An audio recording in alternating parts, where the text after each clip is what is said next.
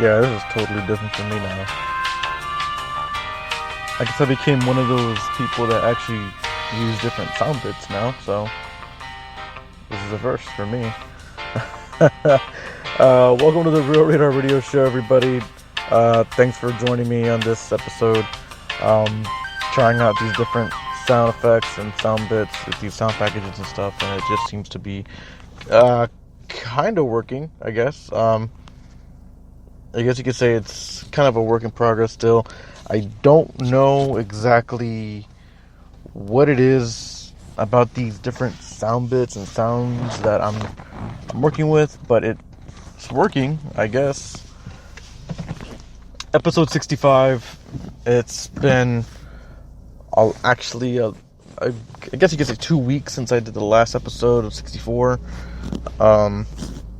I covered a lot of things about Child's Play. I covered a lot of things about Blumhouse and pretty much everything under the sun when it came to pretty much what Blumhouse was targeting, whether it was taking down the Halloween franchise, potentially doing a Friday the 13th addition to the franchise, or maybe even rebooting the franchise in a whole.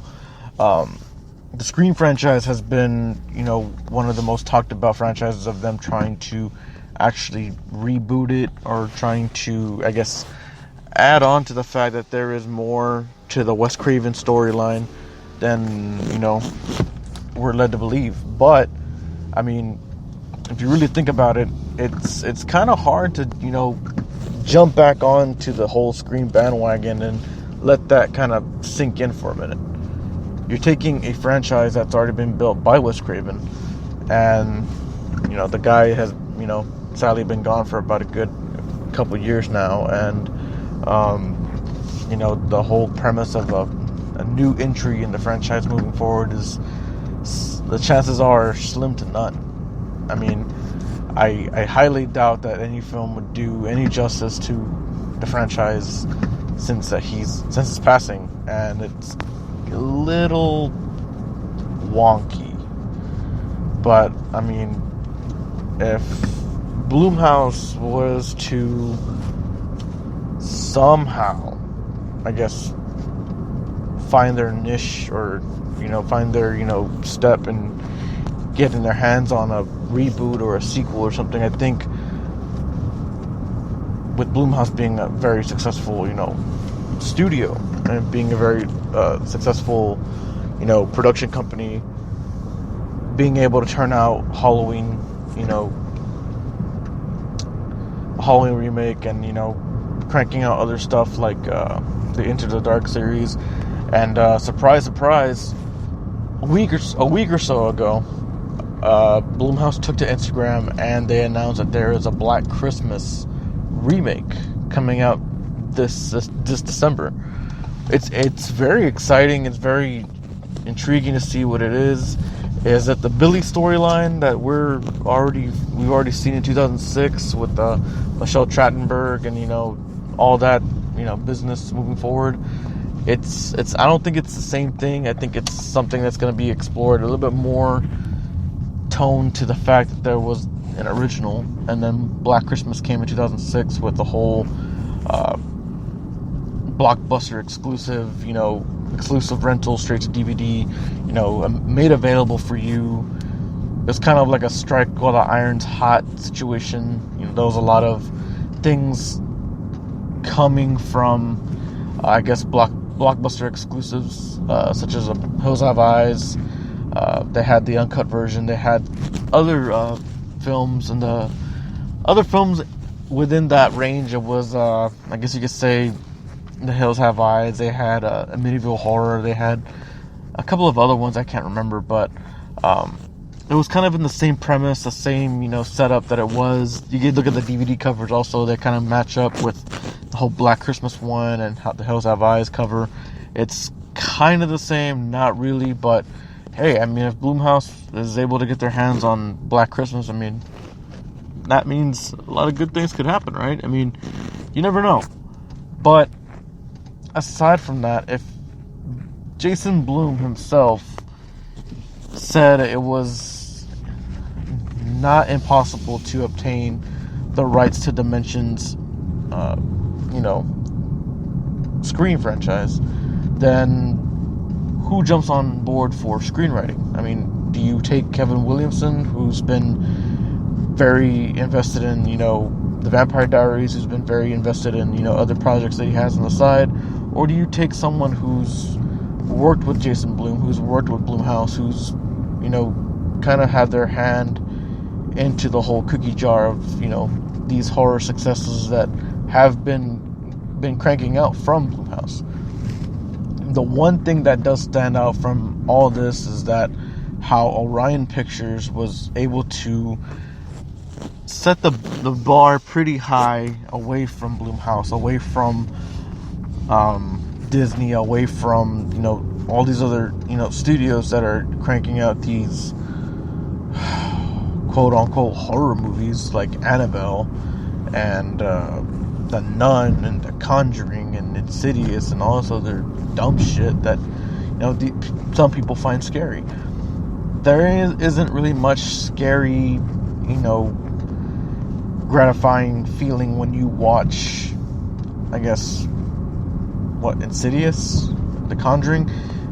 But the jump scares, pretty much, is what it thrives off of. It just wants to scare you. It's not very much of a horror movie, in my opinion, because it just doesn't seem likely, I mean, I think it's something along the lines of, ha ha ha, like, we're trying to trick you that it's a horror movie, but it really isn't, and it's just a really long story connected to this other story and connected to this other story. The Conjuring had a lot of success, I guess, quote unquote success, and doing the Conjuring film and then introducing the Annabelle doll and then introducing the Nun and introducing all this other bullshit, which kind of like separates itself, and they have their own standalone movies, and Annabelle already has another one coming out this weekend. I, for one, am not very keen on, looking forward to hearing about, oh, Annabelle's so great, and Annabelle this, and Annabelle that. Fuck that. Orion Pictures released Child's Play last weekend, and it was probably one of the most surprising films I have seen. I didn't get a chance to go, really evaluate the steps and the ongoing premise of, this approach Orion did that separates the remake from the original. But I can actually see that this remake of Child's Play was intriguing. It was interesting. The kills that were initiated in the film were pretty interesting. They were very surprising.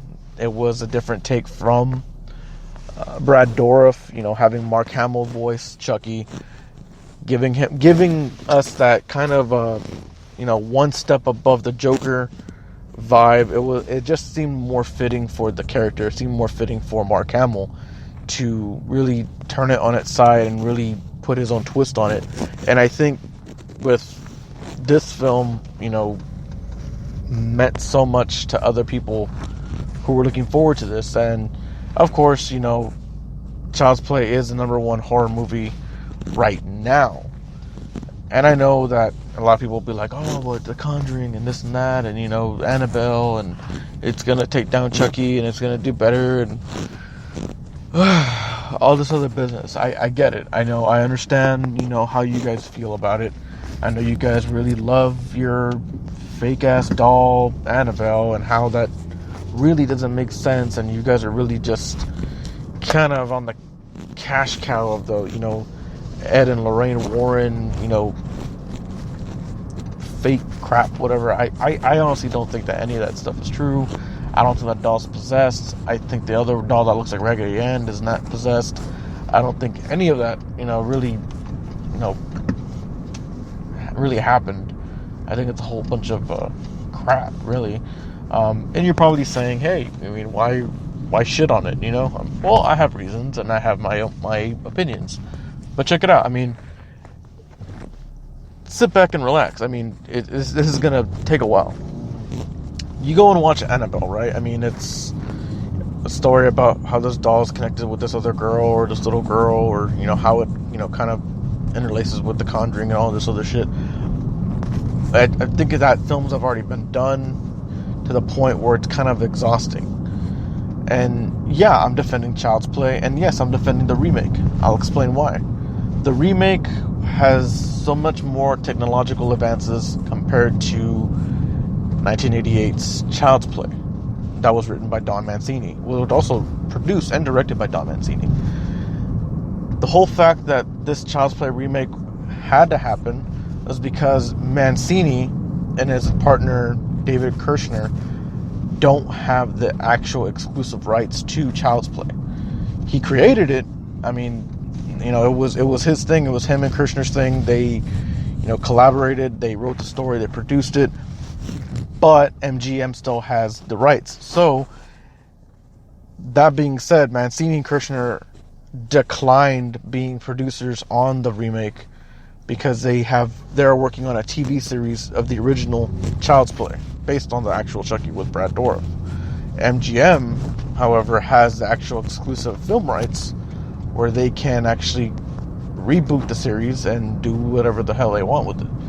So with the reboot, it was actually really smart because they took pretty much the same concept from the original 88 film and they kind of brought it onto this new technological level, and it's smart. It's probably a really good premise and a really good story. And if you follow the story and you pay attention to all the subtle details that lay within the plot, lay within the story, and with the characters, it gives credence to the performances from Aubrey Plaza. It gives it up the presence of the performance of Gabriel Bateman and Brian Tyree Henry and Mark Hamill, and it's an expansive performance all the way around that you kind of overlook it because you're too focused on Chucky. But looking back at the small details, whether it was how inventive the kills were, how you kind of feel bad for Chucky in a sense where his safety measures and protocols have been disabled. He can't really, focus on what it is to, have these safety, mechanisms and to really feel, vulnerable to being friends with just Andy. So, he sees that people hurt Andy. He sees people that, disappoint Andy and, walk out of Andy's life. And it leaves Andy in a state where he feels he's abandoned. And, I'm assuming that his father passed away in this remake. There was, a blink and you'll miss it type of thing where, there was a family photo of him and Aubrey Plaza and another guy, which I'm assuming is his dad. It kind of just broke apart where he didn't want to talk about it. But, everybody and anybody who disappointed Andy, who, was mean to him, who was, making him feel uncomfortable, Chucky took care of. And he learned all this technological advances of becoming this mean kind of, I don't want to say mean-spirited because he's not an actual, person, but this mean infused, doll. He learned from his, all these advances in technology, what different emotions make Andy happy, what made him laugh, and spoiler alert, yeah, I'm going to talk about it.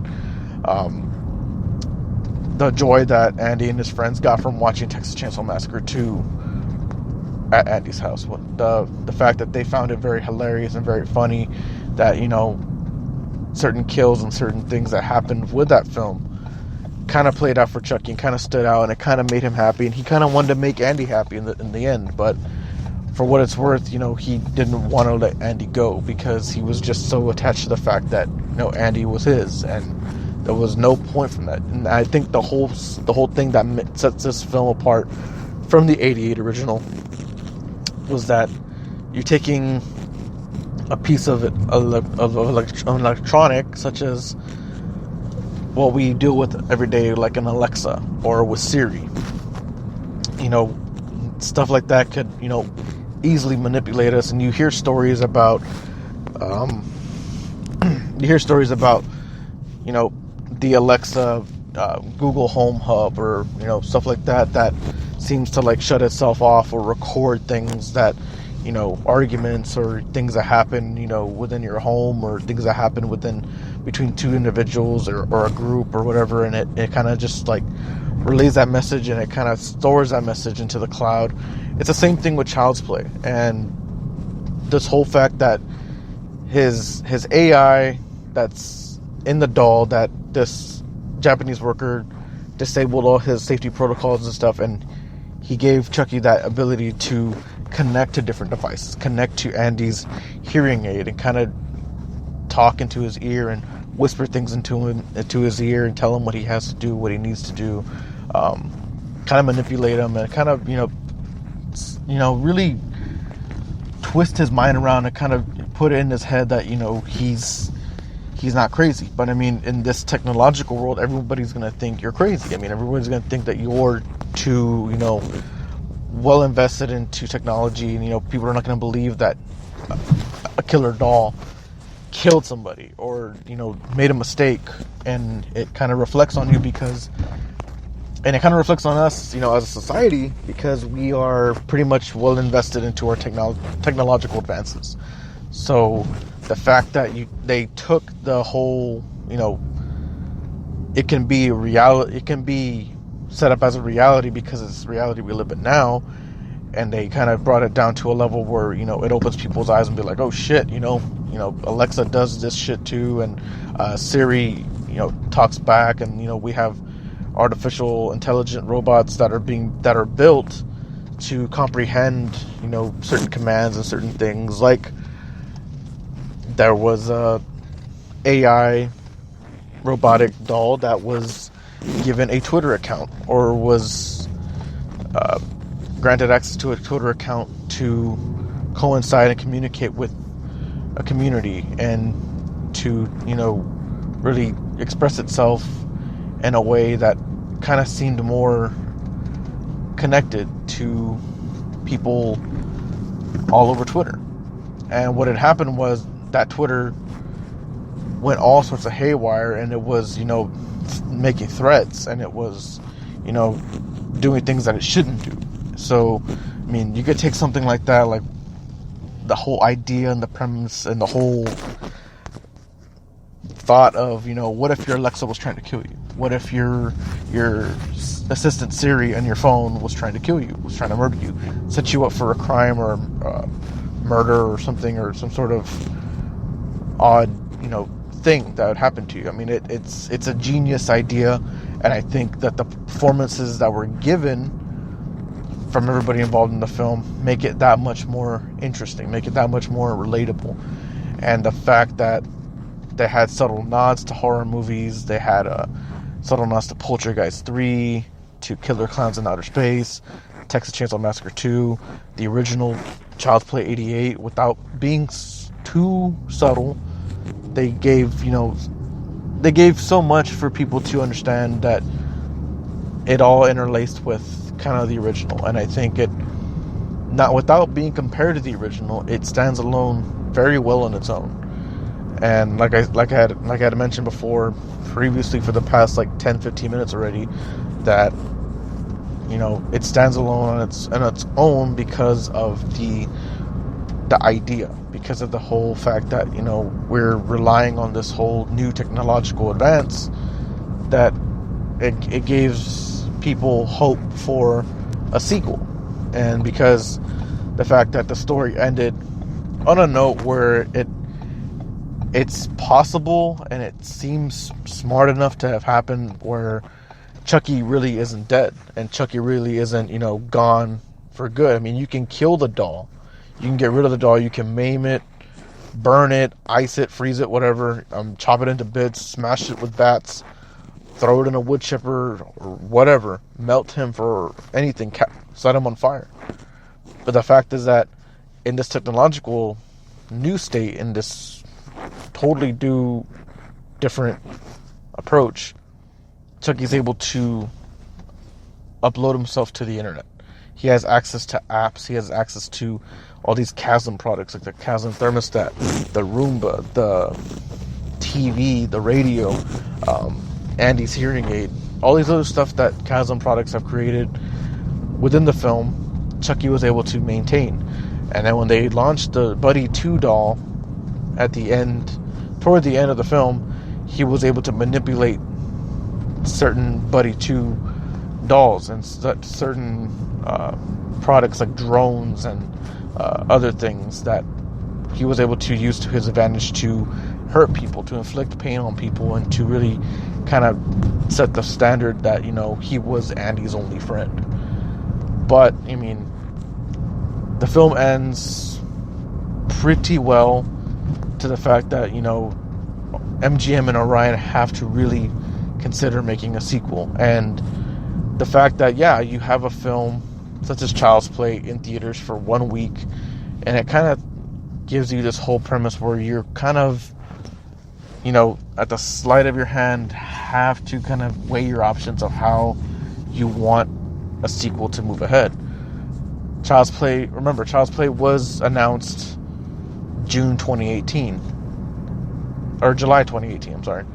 And the film releases less than a year from its initial announcement. The script was written in like 3 to 6 months, maybe. The film shot in Chicago and Toronto, and it was, laid out in front of us, and we actually had a chance to actually finally see it. The marketing was genius. The whole fact that they kept Mark Hamill not involved in being, well known to the fact that people can be like, okay, well, I don't know who's voicing Chucky. And, the whole reveal of Hamill being the voice of Chucky about a month and a half before the actual release of the film built up that much hype, and it kind of put a lot of people on the bandwagon to be like, you know what, Mark Hamill is probably one of the very best well-known voice actors, having done work on animated shows, having done work as a Joker, having done work on video games. His whole career as a voice actor has been anything less than amazing, because he's done it before. But he had this opportunity to lend his voice to Chucky, to give this whole approach a different feeling, a different sense of being bigger than just a doll, being bigger than just a character, but kind of making it seem more advanced, as in the technological sense. But all in all, Child's Play was really safe. It was really a smart bet on MGM's part. It was really authentic. I felt like it was pretty authentic. I felt like it was more original than most remakes. I think it was more, straight on, hammer on the nail, concrete deal, where I think it's got so much potential for a sequel where, Chucky being uploaded into the cloud system where, he's not fully dead, but he can easily just manipulate any other doll, especially the Buddy 2 dolls that are released at the end of the film, that have been recalled at the end of the film. And we do see that, Chucky is very much still alive, because, there's a smiling doll at the end with the flashing red glowing eyes, indicating that he's not dead, that he's still alive. So that was my whole spiel and my whole insight on Child's Play. I was just too focused on it because it's been bugging me, it's been itching at me for a couple of days of, how good this story was, and how good it was put together. Even if it was just within the allotted time it was put together, the fact that this whole thing came together pretty quick, and it paid off. It was watchable. It had its funny moments. It had moments where it was like pretty sympathetic. It was pretty dramatic. It was very inventive. It was very interesting, and it kind of makes you think. It makes you wonder. Oh shit! Technology can kill us. And we, like I said, we're all living in this state of mind where we can have Google Assistant, so we can have Siri help us find directions to a restaurant, or Alexa listening into our conversations and reporting them to the FCC and reporting them to the FBI and stuff like that. I mean, like I said, you've heard stories about Alexa working for the CIA or working for the FBI or working for the government, and spying in on us, and how we're led to believe that our smartphones are actually indicators that everybody has one nowadays. I mean, kids as young as like 6 or 7 have a smartphone, and the amount of damage and the amount of privacy that it invades is insane. I mean, I've heard story recently about people's smartphones being activated by the front camera when it's not in use to see what that person's doing, or listening on what that person's conversating on the phone with another person, or just picking up audio, or activating at weird times of the night while your phone's plugged in and charging, while you're asleep. It's picked up ghost anomalies. It's picked up paranormal activity on your phone. It's picked up several other things that kind of makes you think and wonder and second guess why you have a cell phone. But I mean, in today's day and age, everybody and anybody has access to your personal records, your personal files, who you are, who you hang out with, who your friends are, where you work, where do you hang out. All that shit comes back tenfold. But I mean, it makes you think that much more when you watch this film, and you don't really think about it until you leave the theater, and you're just like, shit. I mean, it does make you think. It makes you kind of like, well, all right, well, that's kind of different. But I mean, who am I to say that it doesn't work out? It's a smart message. It's a smart approach to filmmaking, and I think it's better than what most people would agree on. I mean, there's a lot of people out there who shitted on Child's Play and continue to do so, but and within rights, I do understand. Nothing's gonna compare to the '88 original. No one's gonna compare it to Brad Dourif's voice. Mark Hamill does really give a good interpretation of how he plays Chucky, and how he brings him to life, and it's mesmerizing. It's a really good film, and it sets up for a bright future for the franchise, and I think it's gonna do really, really good as it continues to do at the box office. However, like I said, Annabelle is now in theaters.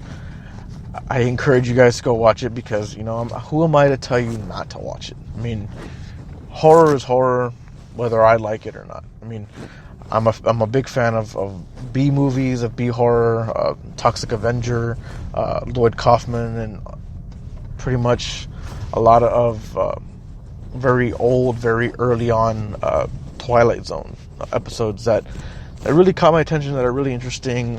World of Worlds, Edgar Allan Poe, a lot of stuff that I've grew up to appreciate and really kind of analyze as I get a little older, that these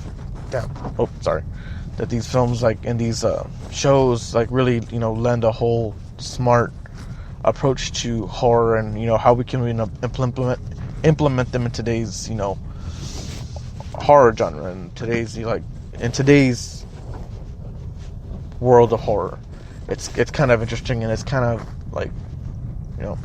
makes you think. But that's all I got for you guys this week. I've pretty much touched base on pretty much everything and anything that I can on this Child's Play, franchise. I'm still going to dig deeper into it as soon as I can. I really want to be able to talk more about it, and open it up into open discussion for a lot of people, because I think that I'm not the only one who feels the same or different about this. I mean, did you like it? Did you watch it? What did you guys think about it? I would really love to get people's opinions on it, because I feel like I'm the only one who who took the time to, watch it. And I kind of, after I watched it, I kind of, appreciated it and appreciated the fact that, it was the turnaround for this one was incredible. I mean, it was well brought upon, and I think a lot of people will enjoy it. And I'm looking forward to the DVD release, because I want to know if there's anything going to be like special features or behind the scenes. How much did it cost to make, and what was Mark Hamill's initial thought going into this film, and how he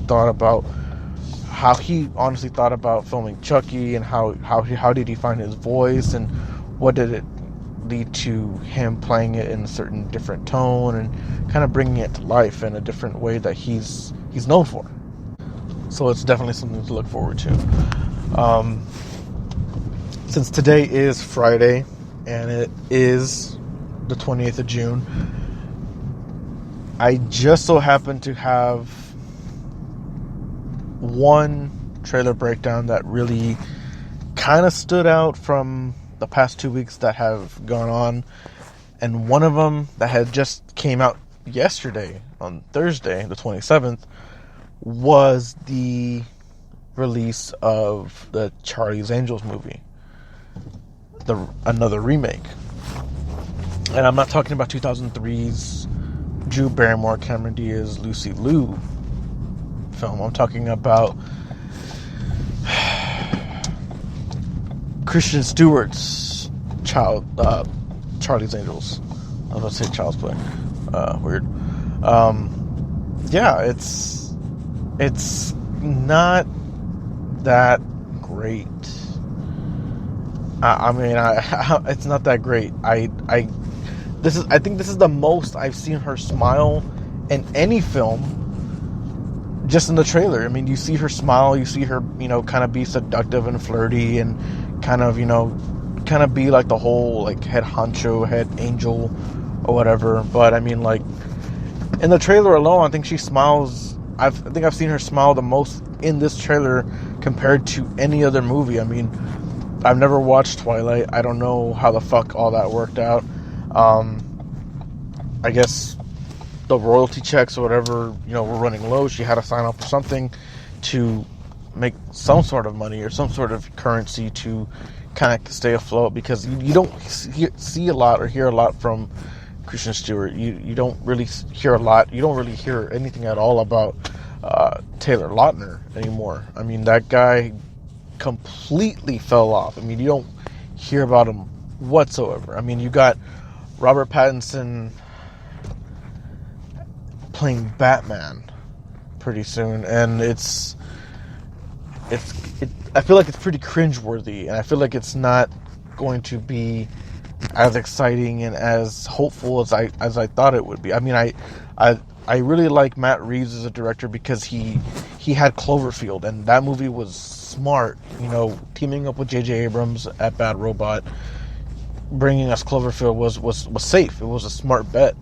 But I mean, Robert Pattinson as Batman, I mean, I don't see. I mean, the guy really seriously has to pack on muscle and pack on, extra training to become Batman. And not only that, but you also have the guy from Game of Thrones playing Batman in the DC Universe TV show, Teen Titans, Titans TV show, whatever. I mean, he's supposedly, set to play Batman in the TV series, but I mean, it kind of, sets itself apart from, I guess, the DC universe that we see it now. I mean, there's no official word if Henry Cavill's out as Superman. If he's no longer Superman, is he doing something completely different? Ben Affleck is out. We don't get Wonder Woman until 2020, a whole year from now. Aquaman did fairly okay at the box office. James Gunn's rebooting the Suicide Squad, which I don't understand. I mean, it's kind of a long jump. I mean, you had Joss Whedon come in and step in and take over for Justice League and for Zack Snyder, and that kind of really didn't work out. People are really demanding for Warner Brothers to release the Snyder Cut, because there was so much information that came in just these past 2 weeks regarding Zack Snyder and his cut of Justice League. We were finally going to get a solid, honest look at Doomsday. Steppenwolf wasn't initially the villain and the character that we were looking forward to, because we were very much focused on Darkseid and how he was going to implement himself and really make it known that he was part of a bigger plan in the DC universe. But we really didn't get a chance to see that due to the fact that Zack Snyder had to leave the film to deal with a personal matter regarding his family, and it just didn't work out. I guess the timing was off, or maybe there's a chance and opportunity for it later down the road, within a few years or so. I don't know if that's something that's going to finally be released and shared with the world eventually. This cut of Justice League, I would really hope that Henry Cavill is still up to playing Superman, because I honestly think that he does a really fairly good job, and I'm really happy to see him play Superman, because I feel like he does it very well, and I think he's a really good candidate to become Superman. The world right now is just all hopped up on Keanu Reeves, and with good reason. I mean, a lot of people love Keanu Reeves. He's great, and he was great in the Matrix trilogy. He's great in the John Wick trilogy. He's actually still in John Wick. John Wick 3 is actually still in theaters right now. Toy Story 4 came out last weekend with Child's Play, and he plays Duke Kaboom in Toy Story 4. He came out and You'll Always Be My Maybe on Netflix, and he's actually featured in Cyberpunk 2077, a video game that's coming out next April. A lot of people are jumping on the Keanu Reeves bandwagon, and with very good reason. I mean, that guy's a really good actor, very well accomplished, has done so much for a lot of people, and he's, gone out of his way to make it known that he's just an average guy. I mean, I see him as an average guy, but I think he's a great, tremendous actor. But that's just me talking about it. I honestly, hopefully, truly think that it can actually be more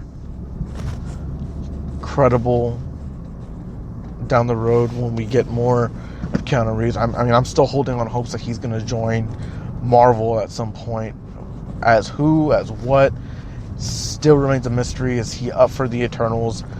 Is he joining the Avengers anytime soon? Is he going to have a hand at rebooting, the X-Men? Is he going to be Wolverine? Is he going to be somewhat involved in the Fantastic Four, adding into the MCU? It's exciting. It's an exciting time to be Keanu Reeves right now. It's an exciting time to see Keanu Reeves in different films and be him being involved in all these other projects, because you want to see him thrive, because a lot of people like him. He's a real likable guy. I mean, I'm sure I'm going to catch heat for talking very well about him, but it's true. I mean, he's a really great actor. I think he's going to surprise a lot of people, and I want to say that he's probably one of the very top people you don't really hear about, but lately he's just been on a really good positive vibe, trending thing, kind of a positive trend, if you will. That is all I have for you guys this weekend. Enjoy your weekend. Have a great weekend. I'm looking forward to enjoying it. I still have a couple of days left to work, and then I get 3 days off. It is 3:45 in the morning right now. I am beat. I'm ready to go home and get some sleep. I gotta be up in a few hours to get a workout in and see where it takes me to lead the rest of the day. Hopefully get to sleep some more. But Thank you guys so much for listening to me, listening to the show, listening to the podcast, being real supportive. Stage 32 members, welcome. Thank you guys for chiming in on Stage 32, being very proactive and very supportive on the network. I'm looking forward to it. I'm hopefully going to be somewhat more involved with the podcast and the show. I have a few things that I'm working on this weekend. I'm still looking at collaborating with people to get an intro done for the show. Again, like I said, I'm playing with different packages and different things right now, so I'm gonna hopefully see how it goes and see what it means for me. I mean, I'm trying this again and it's working. I'll see you guys next weekend. You guys have a great weekend, and take care.